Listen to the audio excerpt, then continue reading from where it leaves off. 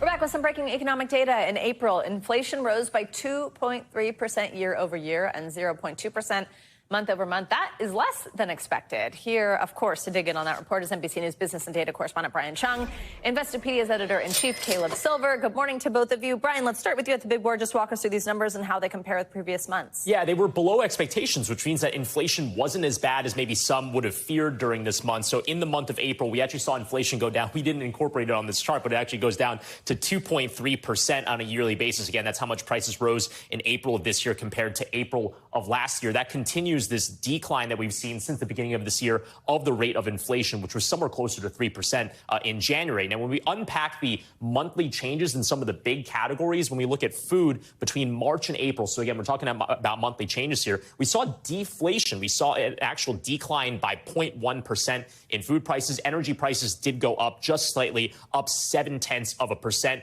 And shelter costs, this is the biggest one for most Americans. That did accelerate by a little bit from 0.2% to 0.3%, but nothing crazy out of the ordinary there. Again, this was a pretty solid report, but I want to point out, doesn't reflect the main impact of the tariffs because the 145% tariff on China, that didn't come into effect until April 9th, and those so-called reciprocal tariffs didn't come into effect until April 2nd. Usually the survey period for the CPI covers the full month, but again, many economists we were talking to said it could have been months before we felt the impact of those tariffs, which, as we know, in some cases were actually de-escalated. Yeah, so Caleb, let's bring you in here. First, just your reaction to this report, but also on the tariffs point.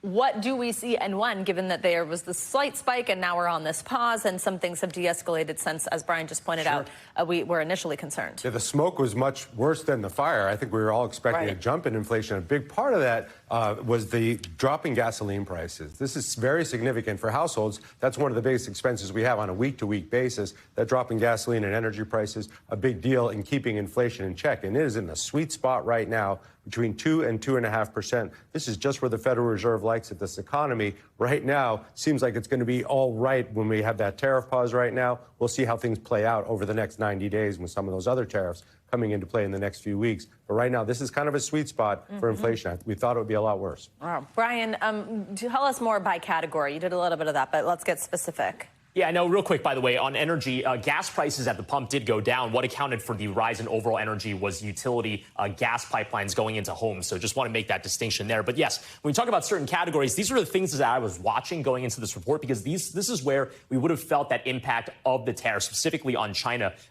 Clothing and electronics, where we bring in so much from there. Clothing prices actually went down by 0.2% on a monthly basis. And electronics, we did not really see a substantial inflation there, up just 0.3%.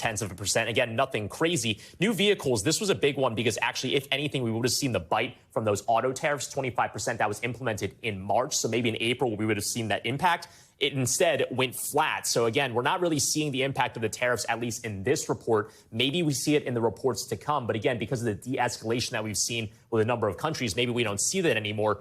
Here's some prices that I want to point out that Americans are familiar with. We've been talking so much about rates of change, but here are just the straight prices. If we're talking about April, not May here, but eggs a dozen a year ago were $2.69. Prices were still substantially higher, although they came down from March, about $5.12 per dozen. Milk prices have been going sideways. It's about $4.07 right now. Again, nationally, depends on where you live. And then gasoline prices per gallon, it is down, as Caleb was noting, to $3.33. That is down about half a buck from where we were a year ago, almost $4. Wow. Caleb, all right, when's the next meeting?